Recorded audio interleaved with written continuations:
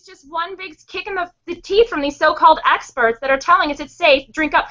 But again, they told us it was safe to bathe or safe to drink for 18 months. And then we get the president sipping on it saying if it's filtered, it's okay, unless there should never be a disclaimer on your water. If there's a disclaimer for anybody, that means it's unsafe for everybody. Just come on now.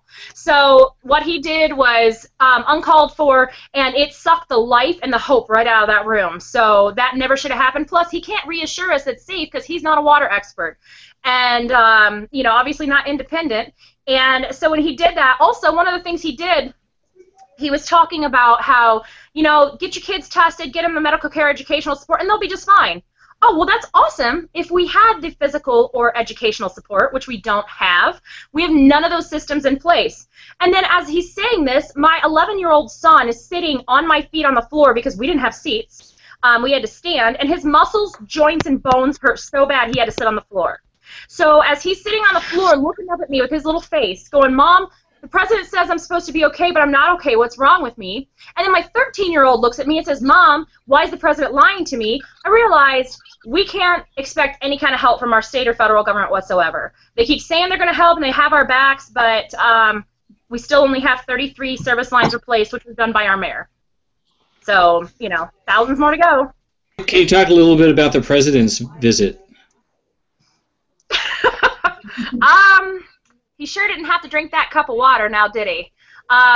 He doesn't like to do publicity stunts. That's what I hear. He doesn't want to do publicity stunts as he's doing a publicity stunt. Well, yeah, no, of course not.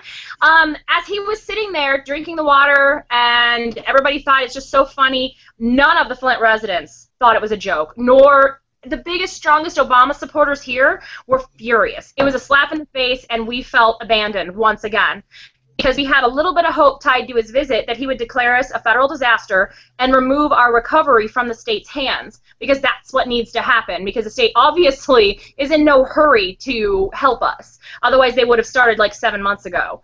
And the fact that our governor was just in town that previous Monday getting water from Blackstone's Bar and Grill, the pub there, they have a top-of-the-line triple filtered reverse osmosis system that they've talked about so people will come visit them. So here's the governor getting probably the cleanest water in the state, drinking the water, and then he dares the president to do it, and he did it. Also, that's right, you can take a couple sips out of water that we don't know where it came from, but you're not showering in it. You're not waiting in line at the fire stations, which, by the way, they're shutting down the fire stations, cutting down the hours that you can buy resource sites, and it's just one thing after another. It's just we're stream, but our shower's burning, and they're telling us that we're stupid. And you know, I've been complaining about my water being blue, and they're just like, well, it's blue because it's blue. Water's blue, duh. I'm like, oh, that's what it is, okay? Because, oh my goodness, I thought it was contaminants.